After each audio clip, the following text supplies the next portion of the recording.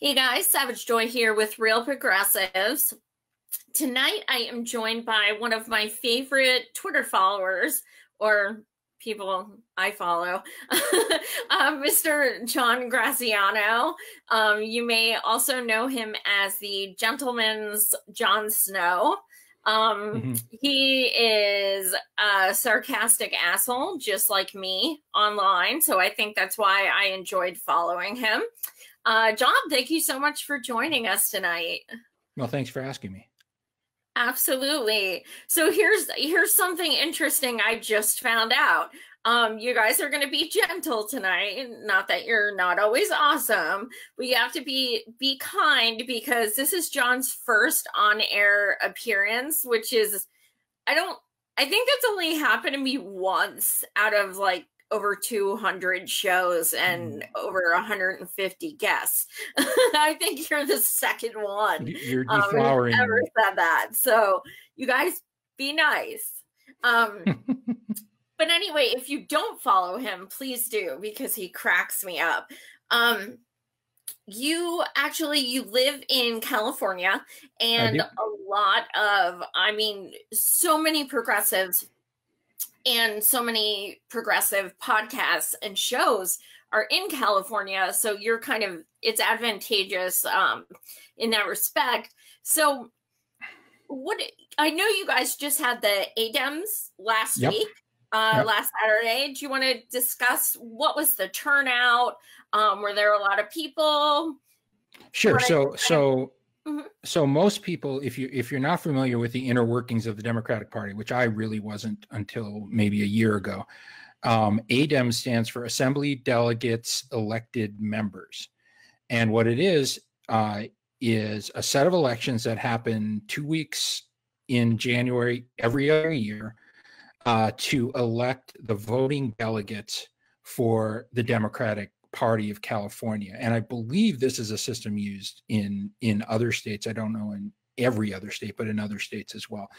And basically, it's kind of an open election where you can vote for 14 people for each assembly district to represent the district in Democratic Party voting, endorsements, platform issues, and that sort of thing. It's typical of the Democratic Party. It's super Byzantine to get through. And the people only get to vote on 1/3 of the delegates. The rest are picked by the assembly. But it's becoming more and more important that these elections get a great turnout from progressives, because it's really the only way for us to get our voice into the California Democratic Party, which, as Jimmy Dore likes to point out, we don't have a lot of Republicans in California, so the Democrats helpfully volunteered to fill in. And what we're seeing on a lot of these is even just getting 1/3 of the delegates picked by the people is too much for some assembly members like Anthony Rendon, the guy who shot down single payer in California, who was literally paying people to get on buses and head over to assembly districts and vote for him, which is how they did a lot of sweeps in the LA County area. Up here, we had better luck. If people followed at all, the 80-15 race was Buffy Wicks versus Jovanka Beckles, where Buffy did a lot of underhanded things, and she's a former Obama administration official. She had Obama pushing her. I mean, literally for a podunk assembly seat, she had people like David Axelrod, Obama. I mean, a whole bunch of high-powered DC types. You were backing Buffy? No, Jovanka. Oh. I had her on here and I was pimping her. Oh yeah, she's awesome. I like her. And they played on just about every racial stereotype you could possibly play, including doing the old time O.J. Simpson cover thing of sending out mailers with Jovanka's skin artificially darkened.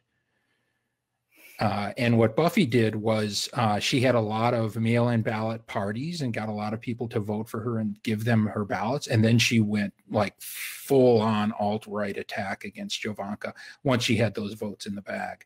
It was pretty terrible. And so now what we're trying to do is to keep her hand-picked slate of delegates out of the process. And we did pretty well. We got 13 out of 14. Oh, wow. And the one guy that we still don't know why he ended up on her plate was Dan Kalb, who seems, in all the stuff I've heard about him and seen, he seems like a pretty decent progressive. So I think for progressives, it was a really good election in AD 15. And there's a number of places in Sacramento where progressives also swept. So that was pretty cool.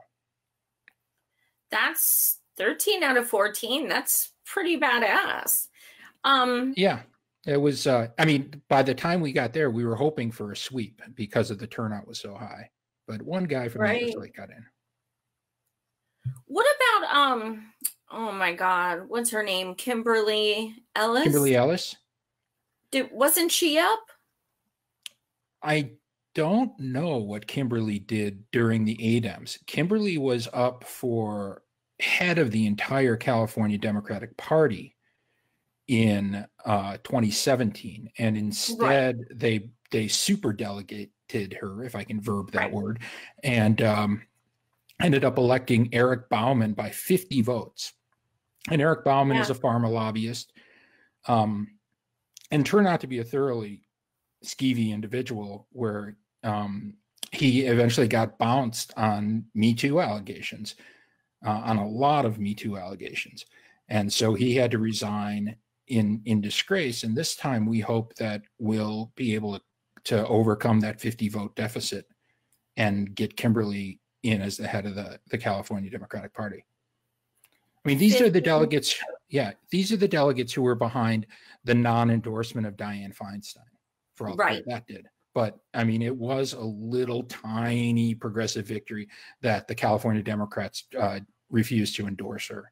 And that was the work of these delegates.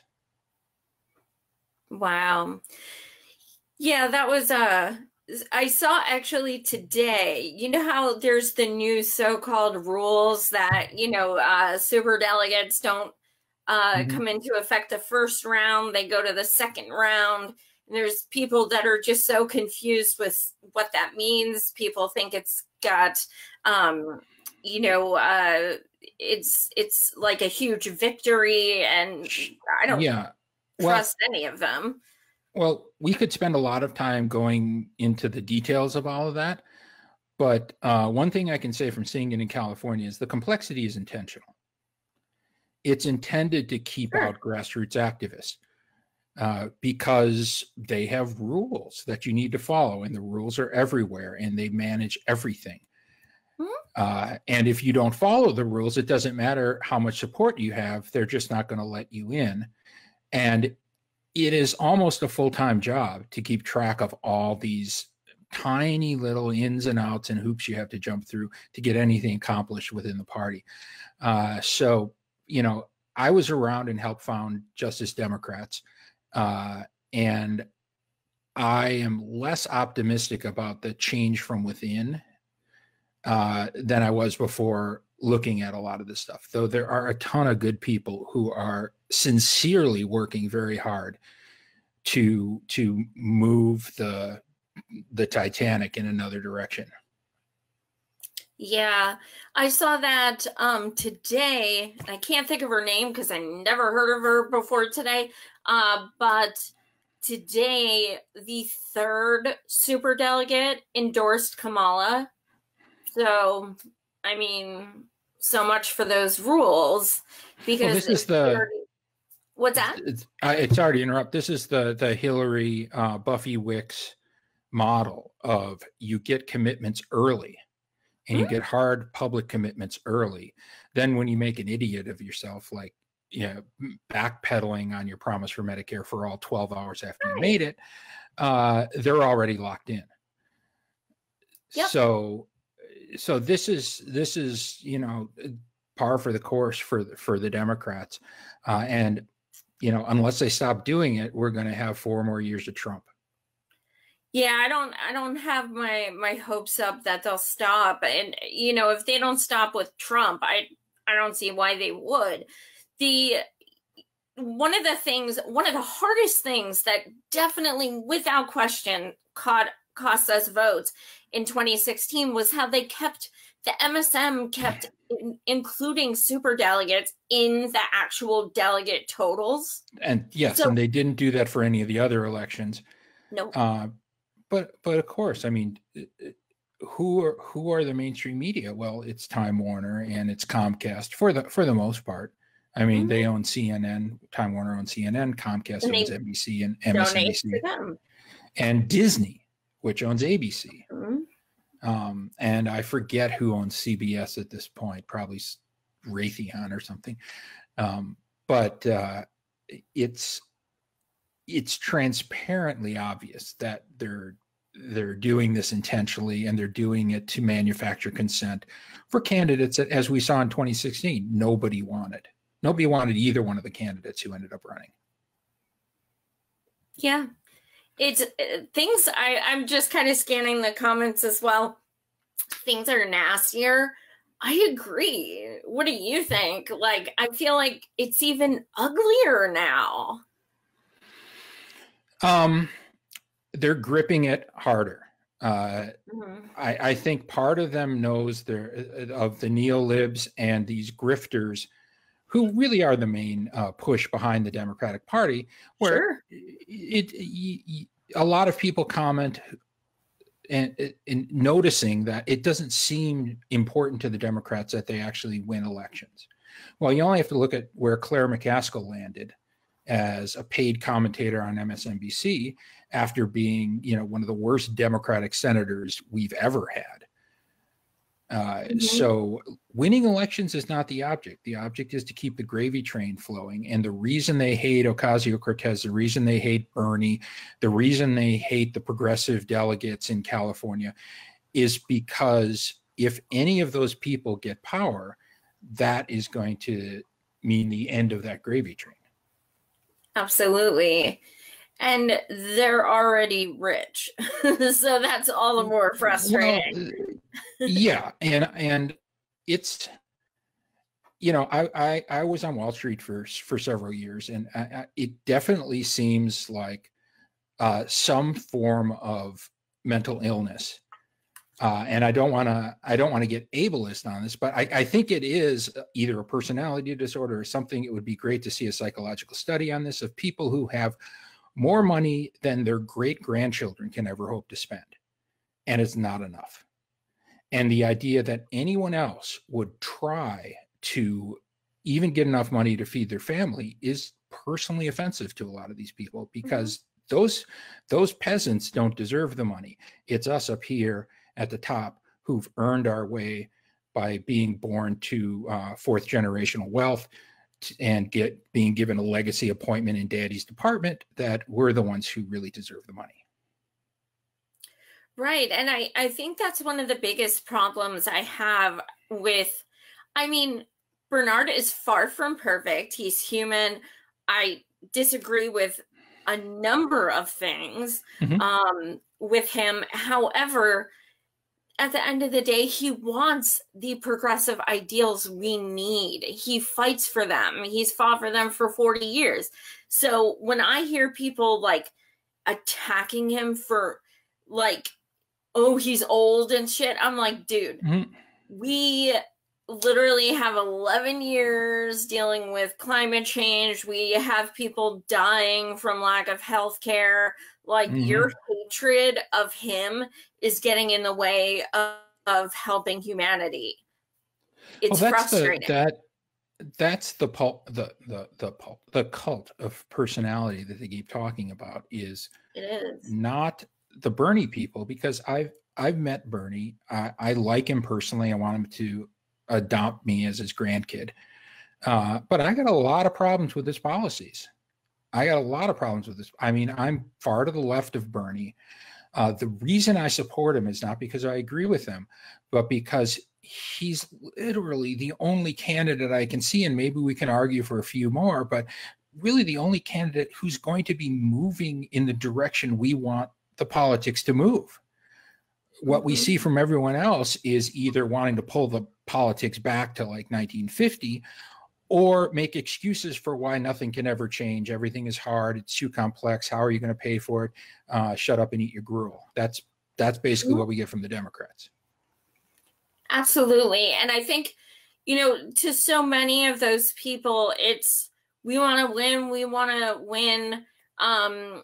You know, the thing is, yeah, I mean, fuck yeah, I want Bernie. He, you know, was cheated last time. We deserve him. He deserves it. Mm-hmm. But at the same time, if he runs, it's still going to be advantageous because he's going to be on the debate stage holding people accountable for not showing receipts for those progressive things that we're asking for. He's going to be able to work in 2016. What's that? How'd that work in 2016? Oh, well, here's the thing though. Hillary did she did agree to do free college under $125,000 income. Always a restriction. They're just, well, yes, they're just sort of reflexively, well, you can't just give them things. That only counts for our friends. Ponies. Put a restriction. Yeah. Yeah, she did go up to 15 on minimum wage, which isn't enough, granted. But the thing is, like, he did inadvertently get her to still move somewhat left. But it's really is, you know, it's a saying, not me, us. Like, it really is us. Like, we're saying, fuck you, fuck your platitudes. Mm-hmm. Like, Kamala is getting destroyed about the Medicare for All thing. Like, destroyed. As she should be. People are sick of that. I'd have a lot more respect for her if she just came out and said, like this Howard Schultz guy, and said, look, I'm a centrist. I don't believe people should have Medicare for all. I don't believe people should have free college. I mean, that means you're complete selfish putz, but it also means you're being honest. And it's easier to work with honest than it is to work with fake progressive. Yeah, absolutely. It's, you know, it's so frustrating though to see the Neera Tandons, you know, just like, she's a woman, you know, and it was maybe frustrating to see Neera in 2016 when we didn't know what to do with her. It's not frustrating anymore. She's a clown. She watching her as entertainment. She's been exposed over and over again as simply a partisan bootlicker. That is all she is there for, and that's all the reason she's in the position that she's in. And no one takes her seriously. I mean, she gets more sure Jans than Jan did in the Brady Bunch. I wonder how many people she has on her block list. Like, I really want to know. All of them? Oh my God. So here's something that apparently, like, a lot of people didn't know that I posted about today.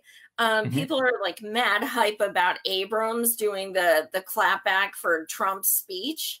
And Abrams actually took a job for Neera. Like, she works with her at her organization. You guys, I don't know if you knew that. So Stacey Abrams literally works for Neera now. So people are like, you know, Bernie Abrams 2020. I'm like, no, no, thank you. No, I don't want her. I mean, how much discussion? Go ahead. If you look her up. She's had donations from Hillary.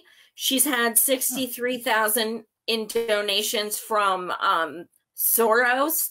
Like, people don't research, and that's what terrifies me. Well, did you hear any discussions of her policy positions during the race? Hell no. Do you know if she supports Medicare for all? Hell no. Do you know if she supports any of the Bernie platform? Nope. I would think that taking a job at CAP would pretty much answer those questions. Yeah. But it was all about the racial politics. And I'm not saying in that race it was necessarily wrong, because it was a horrendously racist election. And it was a complete farce. I mean, Stacey Abrams should have won that election. She probably would win a revote if the courts decide that. And yeah, at the end of the day, I'll take a centrist over a Republican if they're honest about their policies. If they're not, it's very difficult because they can push us as far back as a Republican can just by pretending to be nice and then implementing their private positions. Yeah, absolutely. Pat's here. Peter Douche. Oh, hey, Pat. Bootlicking gets a bad rap. That's his thing. He's still in character. Yeah, that's my buddy. It's really interesting that 6 days in, no, 9 days after she announced, Kamala still does not have a platform on her website. Yay. But she does have a lot of cool tote bags and t-shirts. She also has an awesome donation link. So if you guys are into that, definitely, check those out. So I have a couple theories on why she has no platform on there. However, what do you think? Usually the simplest answer is the one that's right. I think she has no platform. I think she simply doesn't have a platform. Have we heard a platform come out of her that she stuck to for more than 12 hours? Yeah. I don't think she has a platform. She's waiting to see which donors back her. She's waiting to see which focus groups tell her which phrase is going to catch on more with people. But she's really running a fool all of the people all the time campaign. That's her fundamental thing. Why would you put a platform up that goes in the opposite direction of what you're trying to pull off?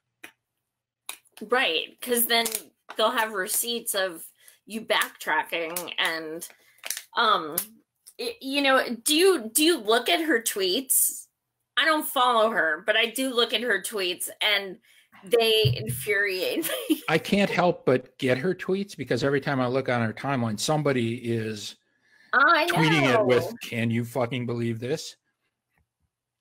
And the story about her immediately backing down was amazing. The story about who was the guy, Andrew K-File, and the guy who has K-File as his Twitter handle. Yeah.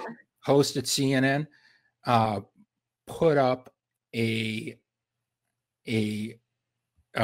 comment on Twitter, basically questioning her commitment to Medicare for all, and he deleted every tweet surrounding that and left up a tweet that says, "I've been asked by several of Kamala's spokespeople to take these tweets down, so I'm taking them down." And I can bet money that those requests came down through the executives at CNN and Time Warner. Guarantee that. I am not surprised. She is absolutely 100% Hillary 2.0. What about how, it was funny because I don't know if you saw it, but did you see the woman who's like, she's been talking about it for a year, that girl, and then the screenshot of her email came out that said, she was being asked to clarify, and she's like, no, she does support working with private insurance, blah, blah, blah. Like, there was a receipt of it, so yeah, she of course had no response. Well, and you can what's that? I was going to say, you can see in the way that she responded that it was a pure back off on her position. Yeah. I mean, Bernie stated since he started really beating the drum again, I mean, he's been doing it for 30 years at this point, that of course you could still have private insurance. Nobody's going to outlaw private insurance. And it seems like, when you hear people saying they're going to make private insurance illegal, That to me is definitely a red flag that they're trying to poison the well before any legislation gets on the table. Absolutely. They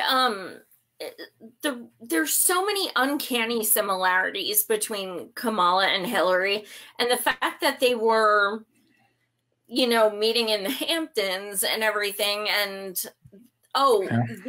one of the super delegates that just endorsed Kamala worked for Hillary's campaign. Hillary's campaign staff now works for Kamala.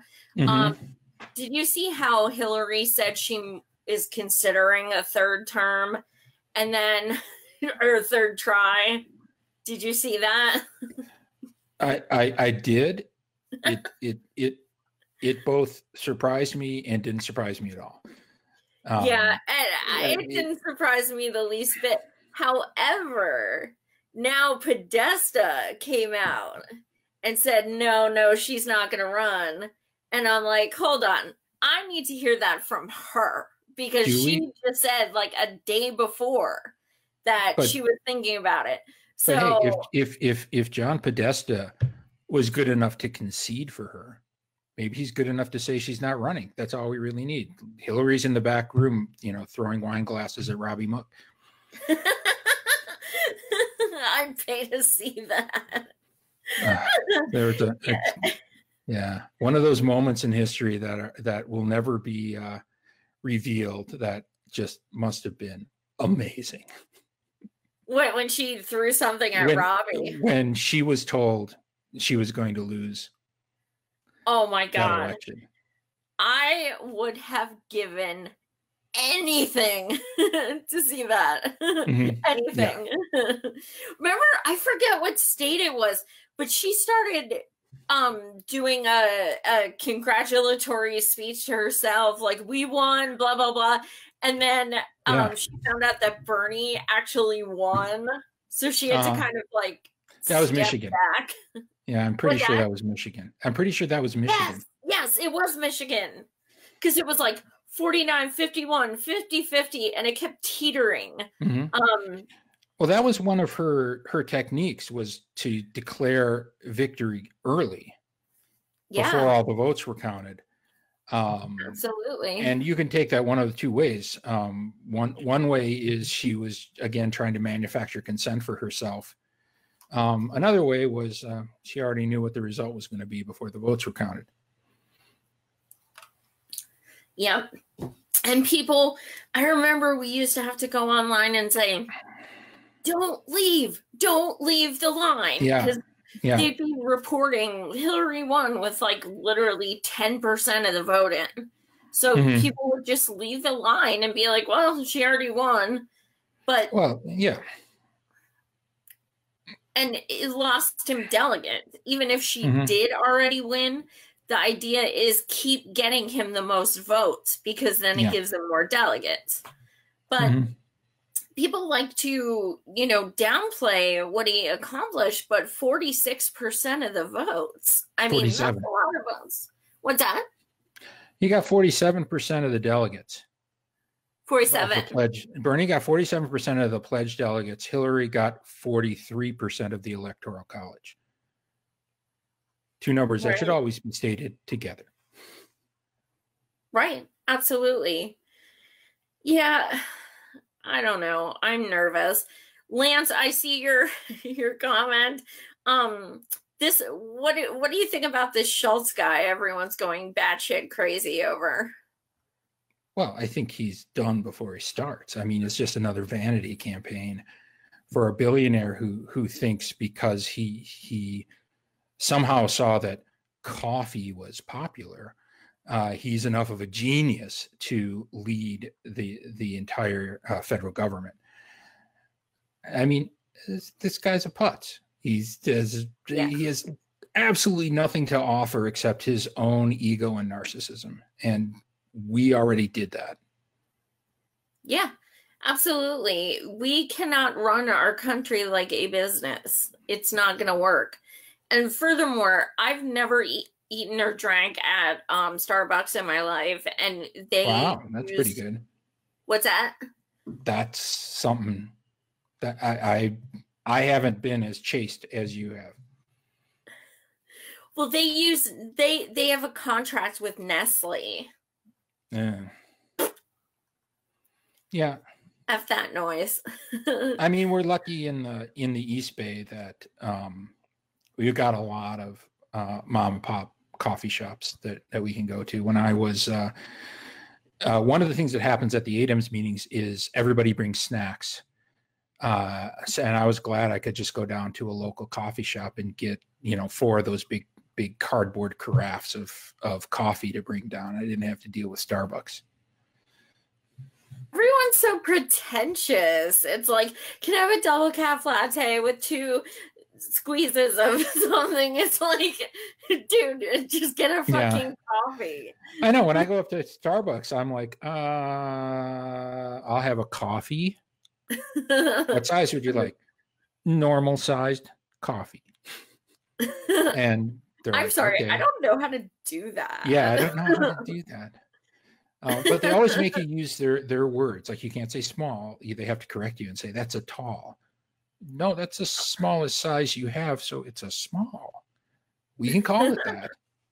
It's okay. You're not going to die if you let me say it.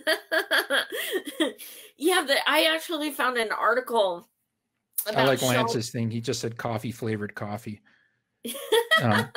I call it water with little chunks of coffee in it.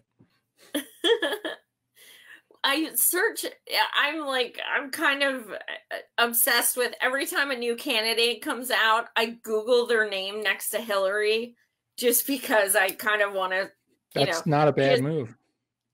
She has connections to everyone I don't want to vote for. So when Schultz came out, the first thing I did was put like Schultz, Hillary Clinton, and it came up that he was one of her picks for if she won. He was going to be in her cabinet. Yeah. And they were throwing around like insane positions like Secretary of Commerce, Secretary of Treasury, those kind of things. Yeah. I wouldn't put him as Secretary of making sure there's enough stir sticks in the condiment area. He doesn't strike me as important. Yeah, he doesn't strike me as the most with it dude. Dude, you could totally make money. Excuse me, sir. Would you like a stir thing? I can help you with that. Because everyone, I could see people in there with like an ascot and a monocle or something, just saying, can I have a chocolate latte? Yes. Yeah. I think. Wait. Okay, wait. Okay. Morgan Robertson said it was before Schultz came out with, oh no, where'd it go? There it is, with his overpriced cow diarrhea with foam. Well, aside from the anatomy lesson that I think Morgan needs to take, I'm totally with. Is it her? I can't see the icon. Is that him or Morgan? What's that? Oh, I was just saying with I can't see whether Morgan's a boy or a girl. So I didn't know what pronoun the photo's not showing up for me. Yeah. As far as Kamala's, I can't say policy, but her history. Mm-hmm. What are your biggest concerns with Kamala? Mm-hmm. None. You have no concerns? I'm not worried about Kamala Harris. She's already self-destructing. She's going to get hammered on us harder than Hillary, but people are not falling for it. I mean, look at the 2018 elections. We were told we had to vote for this guy against the most vile person in the Senate. Nobody did. He lost. We were told we had to vote against this guy because he was a white supremacist. Well, people didn't. Andrew Gillum lost, and Andrew Gillum lost because he ran to the center. I can't remember the dude's name in Iowa who was running against Steve King, who at this point is just a literal Nazi, J.D. Scholten. And he lost. You know why? Yep. They all had centrist policies. Nobody's interested in centrist policies. Nobody gets out of their home and drives to the polling place saying, oh boy, I want to vote for more of the same. And you see, it's a particularly good laboratory condition when you saw where Andrew Gillum was when he was running as a progressive. And then after he won the primary, I mean, he was up 10 points on DeSantis until he got Hillary and WS involved and started running toward the center and started talking about affordable access to everything. And he lost that election. And I think, you know, you can make everybody made the racism argument, but I think that covers up for the complete failure of centrism. Obama took that state twice, and Gillum was up 10 points. And what happened? He didn't change his color. He didn't change his race. He changed his policies, and he lost. Yeah, when Bernie announced him, he was like, because he was like Medicare for all, no money in politics. Second he won that primary, he took over $750,000 in big money from all these corporations. Yeah. I don't care who you are. I'm not going to vote for you if you take big money. Elizabeth Warren also takes big money. I don't understand why people don't call her out on that. And she also hasn't agreed to stop. I mean, my problem and my showstopper is always dishonesty. Because if you're honest about your policies, then I can work with you, because most of us as progressives believe that in an honest debate, progressive policies win. Yes. If you're dishonest, and I would put Elizabeth Warren in the dishonest camp, I'm not comfortable with you because I have no idea what your real policies are. I have no idea what you're actually going to do. Tulsi Gabbard, I think anybody could argue that she's somewhere to the right of Elizabeth Warren on a lot of issues. But when I hear Tulsi talking, this is not an endorsement of Tulsi. I got a lot of problems with Tulsi. I always have to say this or I lose 100 followers. She seems a lot more genuine about where her positions were and where her positions are. And unlike Kamala Harris, who obviously had gotten an agreement from Jake Tapper that there would be no discussion of her past at all in that town hall, Tulsi is owning her past. And I admit it's a pretty terrible past in some cases. She's owning it, and she at least gives me the impression that she's trying to change. So for me, it would be Tulsi over Elizabeth Warren, because Tulsi is honest. And if she's in a debate with the left and the left is trying to pull her onto progressive policies, I think she'll at least listen. I agree, definitely. One of the things that, okay, so I was thinking the other day what it would be like if Warren was on the debate stage with Trump. Mm-hmm. He would fucking annihilate her. Like, annihilate her. She would not have a chance. Because she bowed down to him and she fell into his trap and did her DNA test, which offended countless indigenous people. Yeah. I mean, she gave in. And I can't stand Trump. He's abhorrent. But she is only going to look like a fool when she debates him. Yeah, I can't. I think Trump is a dumpster fire. We all agree with that. But there were times in the debates where I just liked him just a little bit, just a tiny bit, because he was telling the truth. And that's the problem with Hillary's entire candidacy, is she handed the right wing a weapon they have not had access to for 30 years, which is just tell the truth about the candidate you're running against. And you see the difference in the right-wing attacks against Hillary and the right-wing attacks against Bernie. Now, the right-wing attacks against Hillary, obviously, there was a lot of sexism. There was a lot of, I think there was a lot of racism coming from especially Fox News about not wanting those people to get any of our hard-earned money.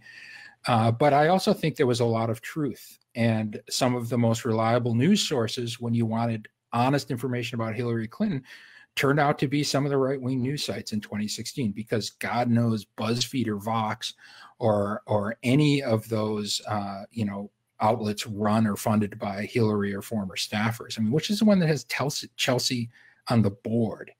Is that BuzzFeed? I don't recall. One of them does.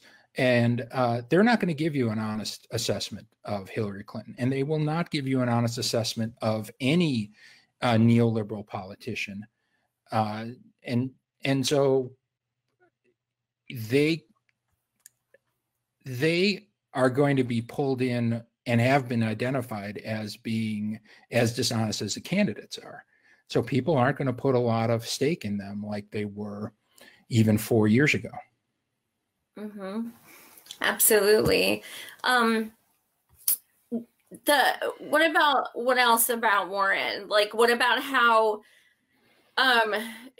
these articles have been coming out saying that Wall Street is terrified of, Warren and Bernie. Mm-hmm. I don't understand why. Like, people are living in the past, and most recently, she literally betrayed someone who for 40 years has been taking on Wall Street to go and endorse the Queen of Wall Street. Mm-hmm. So why would they be scared of her? I don't understand this. This is the problem with being less than honest as a politician. I don't know how President Warren would respond to Wall Street. What I do know is that any amount of additional oversight of Wall Street, and a lot of people are going to go to jail. And so Warren, if anything, is pro-oversight. I haven't heard her bring up a transaction tax that we desperately need to help fund things for actual people in this country. I haven't heard her talk about the derivatives market and the risk it poses to the global economy. But I have heard her talk about oversight, and I kind of think she's sincere about that. And if you start really looking into what they're doing, the fraud never stopped in 2008. Mm-hmm. They just had, a president and a Justice Department in Eric Holder who looked the other way. And they have one again with this idiot in the White House. Yeah. Yeah, I mean, with Warren, I have a huge problem with her ignoring Standing Rock. That to me is disgusting. Like, she mm-hmm. couldn't even put out a statement. And she sounds like Netanyahu when she talks about Israel. Yes. Oh my God. And Kamala has that really nice picture with him too, where she's like smiling huge. I'm like, yeah, exactly. Oh my God. What's that? I was heartily agreeing with you. Oh, okay. The other thing about Warren that's very interesting / sad is that the Trump's $700 billion war budget, mm-hmm. Which he was only asking for like 640, and they gave him 7. I believe it was 770 actually. Every single Dem, everyone, yes, everyone, including Tulsi, every single Dem voted for it at least 1 out of the 3 times. Mm-hmm. There were only a few people who did not vote for it any of the times. One mm-hmm. of them was Bernard Sanders, and there were 3 others that were Republicans. Yeah. That's a problem. Yeah. Like, why? Every single Dem voted at least once.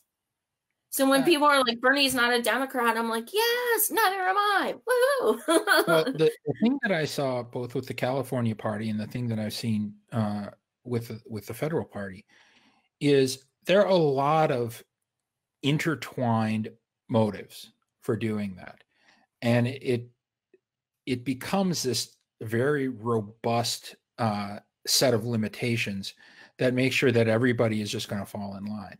I mean, you start with massive donations from the defense industry and from friends of the defense industry, and I would include Comcast and Time Warner because war sells a lot of ratings. And you weave in a little bit of that fear, that pathetic fear of what the Republicans are going to say about them. I mean, if you remember the knock against Bernie, the big knockout blow they thought they had was this Republicans' Oppo research on him, as if Hillary had something on Bernie that would knock him out of the race, and she just, out of the goodness of her heart, chose not to use it. But this is a theme everywhere at every level of the Democratic Party, is what will the opposition say? How will they react? And we can't do this because it'll upset the Republicans and they'll call us names. And so you mix in enough of that stuff backed up by enough money, and you get a lot of people who just can't move off of the path they chose. Right. Gregory, I wish that were true, but that's not accurate. He did vote for it one time. One of our teammates said Roe voted against it all 3 times, and I love me some Roe. I've interviewed him on here 3 times. I think next to Bernie, he's the most progressive person we've got. Well, I mean, now AOC is progressive and she's in, but only for the past month. Roe is the only other person I feel like, okay, he's actually progressive. He's actually fighting for these things.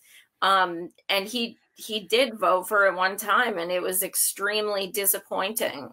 What about,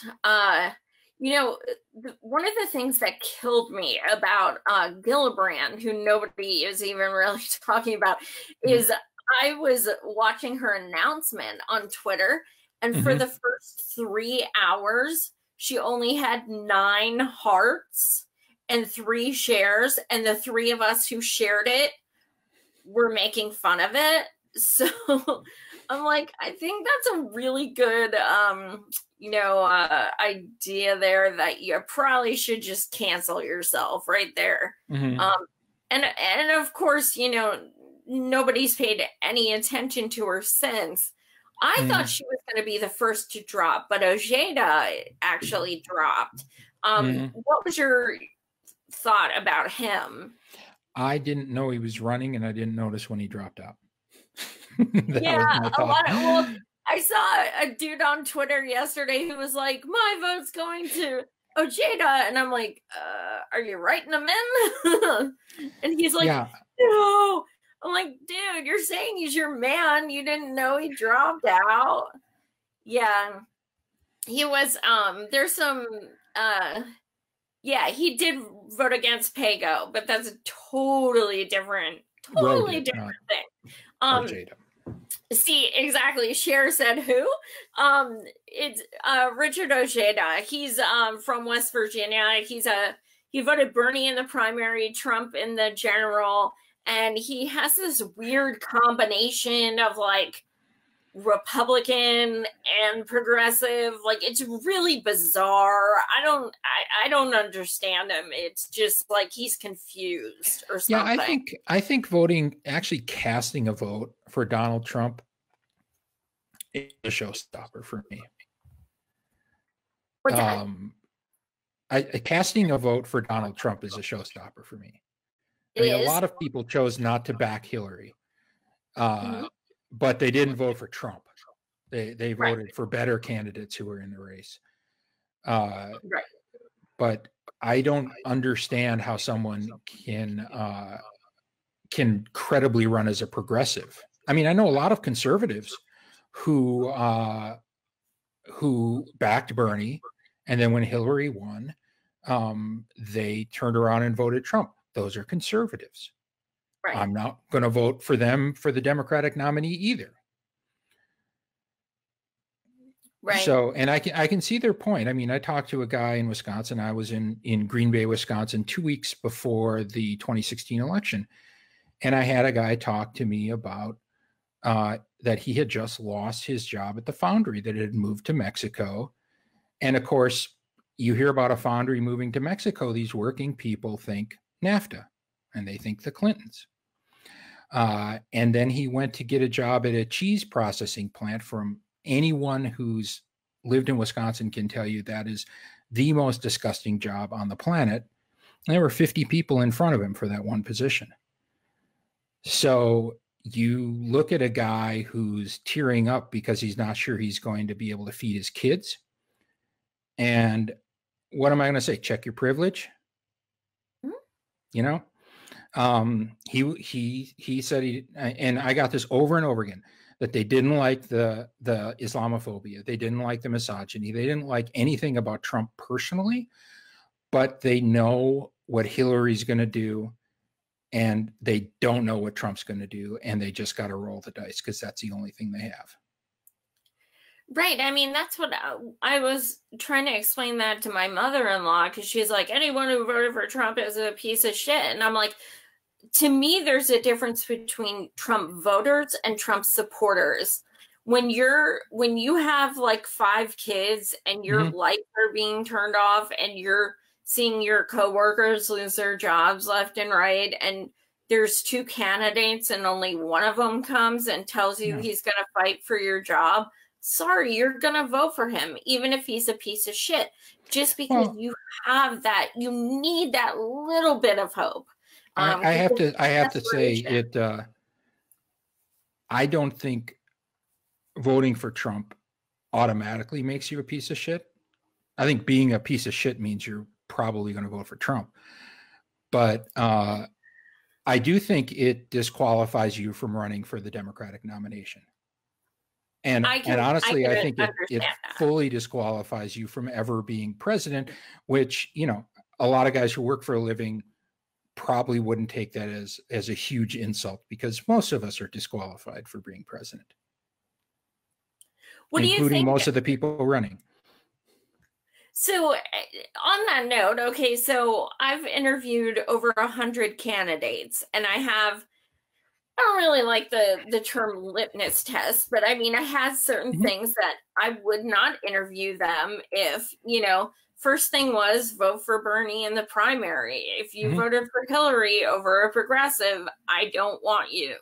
And people would say to me, what if they voted for her because they didn't know who Bernie was and then they changed mm-hmm. their mind or something? Totally different story. I can work with that, because a lot of politicos, low-level politicos voted for Hillary because they were just scared of the vindictiveness of mm-hmm. of that organization. And they thought, well, Bernie's never going to get it. He's never going to be allowed to get it. You know, this is what a lot of these unions did. If you ask them, they're like, well, we got to support these people or we will be punished. Right. Which is so ironic, because he's the one that's been fighting for unions on the picket, like in the picket lines with the people forever. Mm-hmm. Yeah. I mean, I was so glad when the National Nurses United endorsed him, because that was huge. But yeah, I mean, what if somebody who voted for Trump said, okay, look, I voted for Trump, I regret it, I wish I didn't, mm-hmm. and I've learned so much about progressive policy since then, and they were very sincere. I'd have to take it on a case-by-case basis. I mean, I'd really want an answer to why were you so stupid as to vote for Trump when you had other options. I mean, you could have voted Green and helped them get, you know, to 5% or get in the debates or something. You had a lot of options then. I mean, even if you were super pissed about the primary, you could have written in Bernie if you were that pissed. But that's what I did. Yeah, if you're at that point so naive, and this is 3 years ago, right?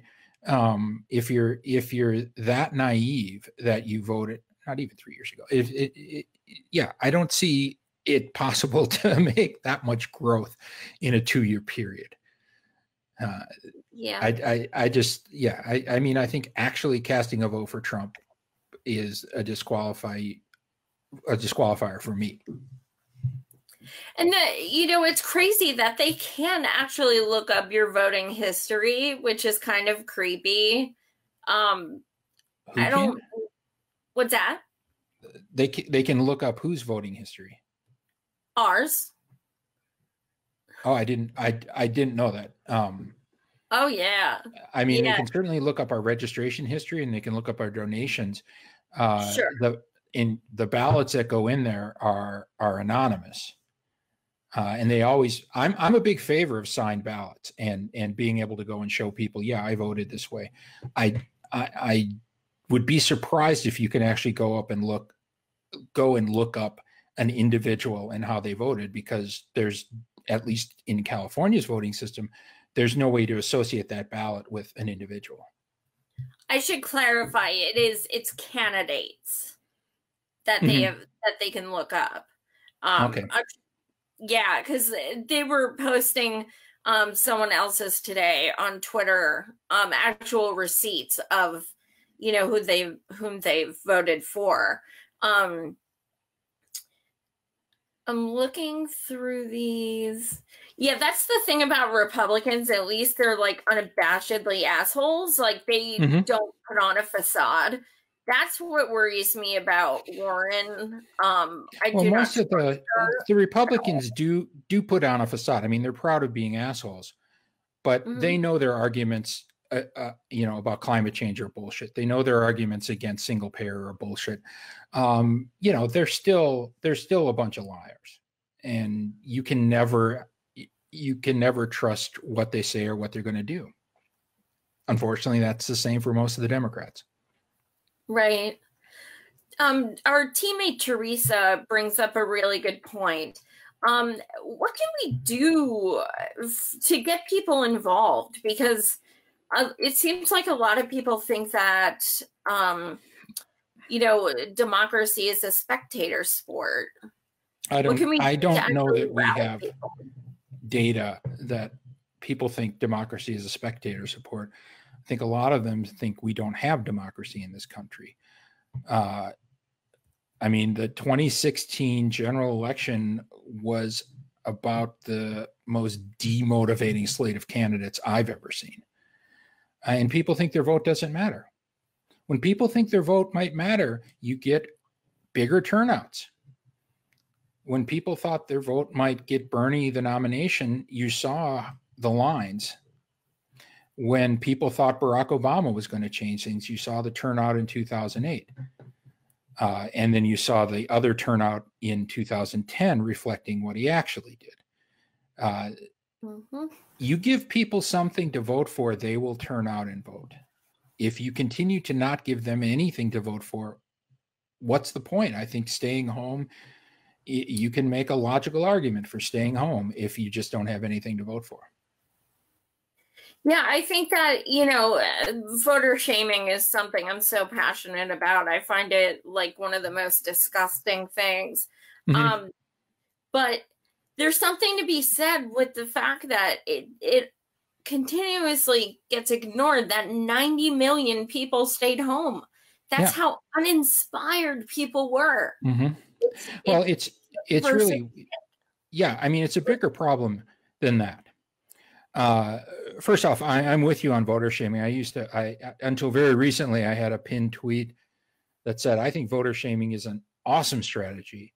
Also, when my car breaks down, I get out and yell at the engine, which is exactly how much good it does.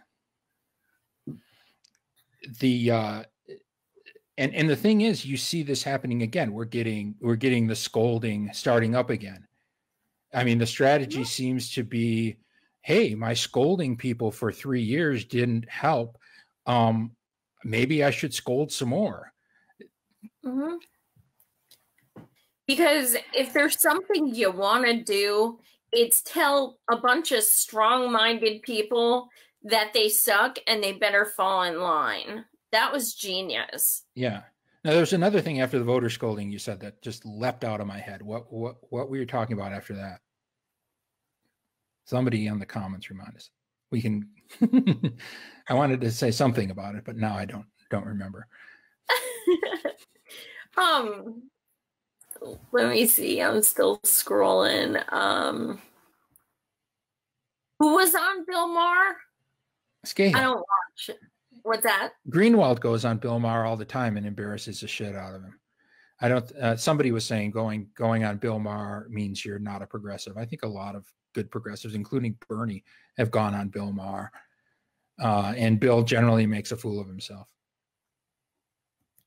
That's funny. More of a fool of himself. I can't handle him. I can't. Just his voice, his face. I don't know what it is. Like, but I would love to see Greenwald on there with him. That'd be funny. I liked him when he was on ABC with Politically Incorrect, and he was saying things that at that point you just never heard on television. Yeah. But he has just gotten more entrenched with neoliberalism. And frankly, he's not funny anymore. I mean, he was, 20, 30 years ago, he was funny. But of course, Dennis Miller also used to be funny. So I guess things change. Yeah, true. What do you think? Let's put it this way. Who hasn't announced that you would like, or who has announced that you would really, who's your dream 2020 candidate? Besides me? Yeah.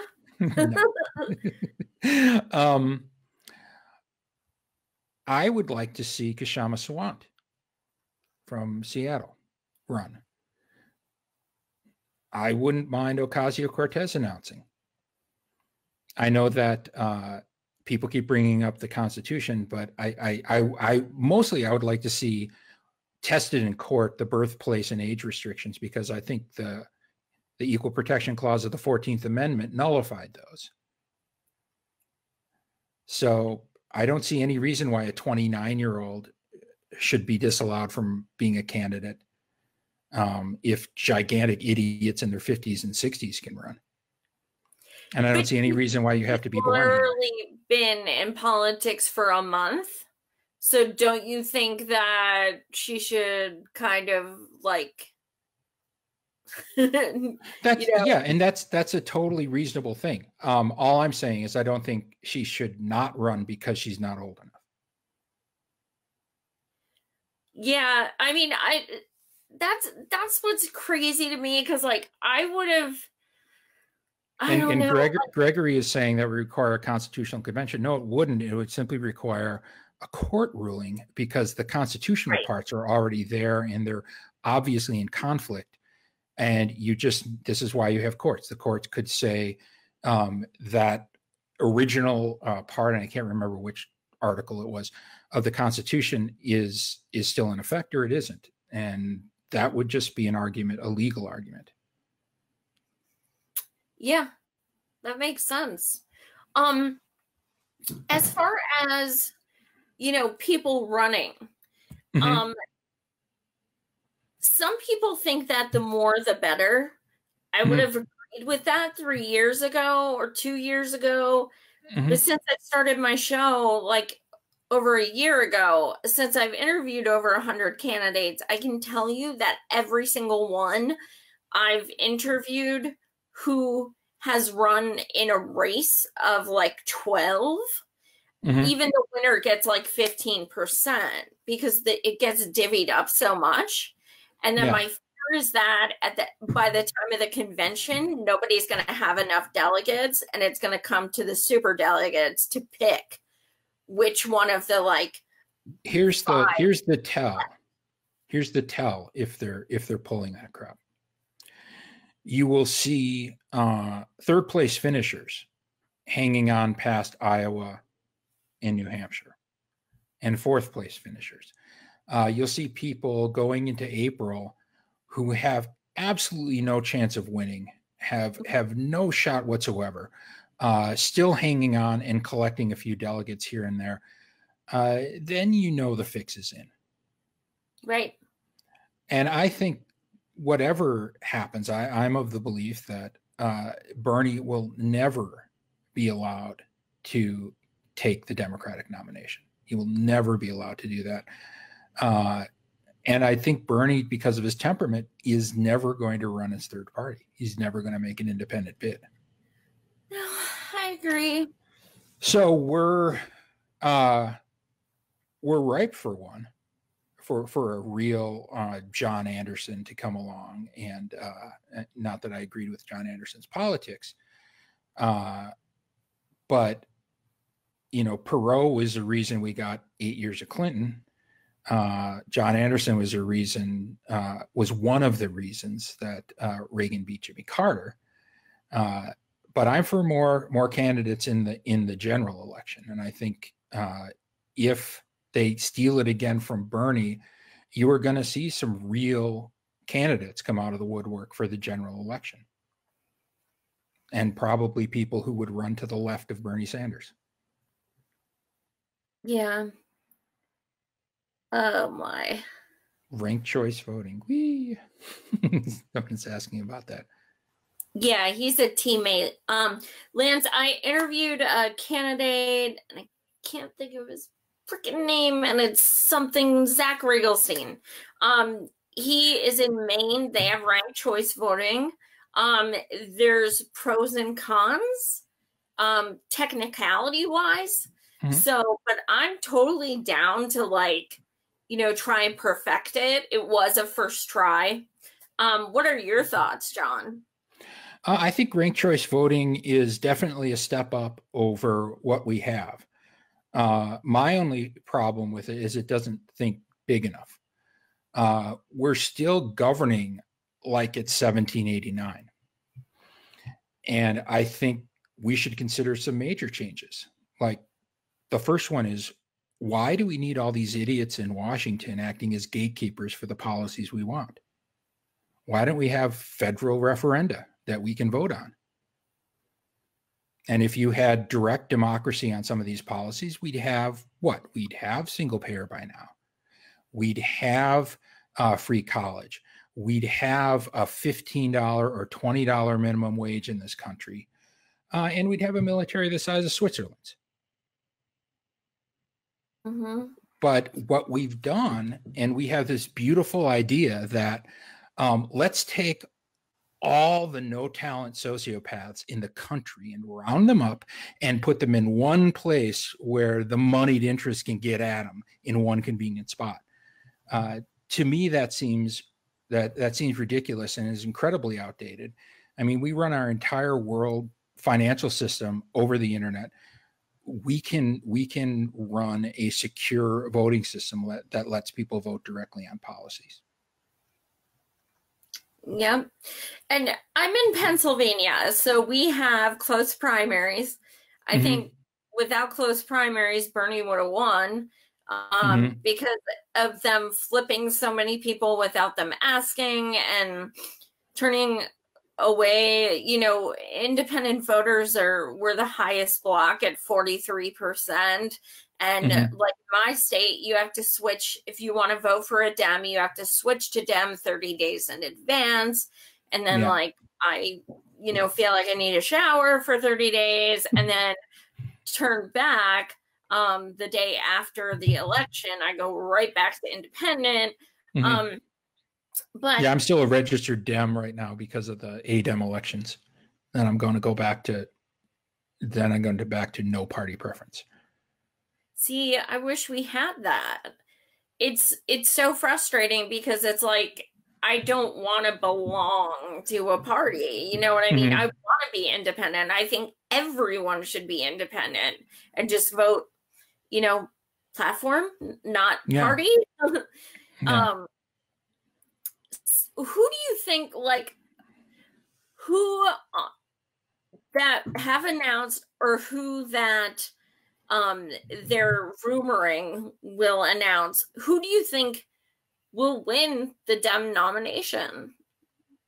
I think there's only one person who can win the Democratic nomination, and that's Bernie Sanders.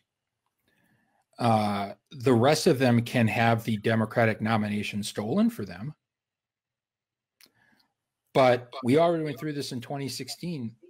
There is no way you're going to tell me that unless he makes a major misstep, the most popular politician in the country pushing the most popular policies in the country is not on his way, especially with the stuff that he's done with the minimum wage hikes at Amazon and McDonald's and Disney. This guy is already the de facto leader of a good part of this country. So in order to have somebody else like a Biden or Kamala Harris or Elizabeth Warren come up and take that nomination, there's going to have to be some serious shenanigans like there were in 2016. Absolutely. Kennedy, you're so right. I've done some shows on that. When Republicans were cheating, Abrams and Gillum and everyone was like, talking about, election fraud and stuff. I'm like, cool, dude, what are we doing about it? Because I was one of those people at Occupy DNC marching 8 miles a day in 100-degree heat, screaming, hell no, DNC, we won't vote for Hillary for 6 days. And I'm like, okay, now it's your turn. What are you going to do? Are you going to join us? Like, can we get open primaries? Can we get paper ballots? But it's nothing. It's like. No, so, I mean, these piddly little delegate elections in California show you that they are never going to release their grip on power unless we just take it from them. Yeah. And I think in some of these cases, it may go beyond just voting. I mean, the reason we got rid of Rahm Emanuel as mayor of Chicago is because he got tired of people protesting his private residence 24/7, day in and day out. That's also the kind of activism you need. Yeah, absolutely. What, I just realized I've held you captive for like an hour and a half. I didn't even notice. It's a good talk. It is. It's good to vocalize some frustrations. What do you want to leave our viewers with? What do you want to say to them, looking towards this clusterfuck of the next year? Besides, everything sucks and we're all going to die. I mean, that's how I feel, but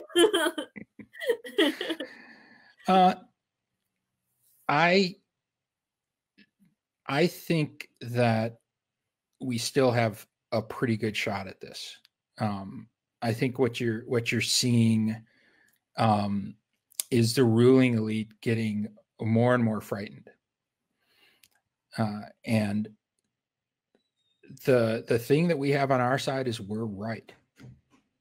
We have the truth on our side. They don't, and that's an amazing weapon to have. And you see what happens to people who don't adhere to the truth. I mean, Kamala, I don't know. Maybe she can recover from this flub. Maybe she can't. But she just told the entire electorate that she's not someone you can trust when she states a position. Right. So you see what happens to people who don't follow that line. And even with Bernie losing the election, he lost that battle. He won the war. These are now the positions that every nominee in the Democratic Party has to back, or people aren't going to vote for them. And you can call that purity. You can call that litmus. I call that reality. People will not turn out to vote for you if you're a centrist idiot. So don't be a centrist idiot. Yep. Yeah. Somebody mentioned the yellow vests. I think we came pretty close with this government shutdown. And I think some more bullshit like that, and you're going to see people out in the streets here.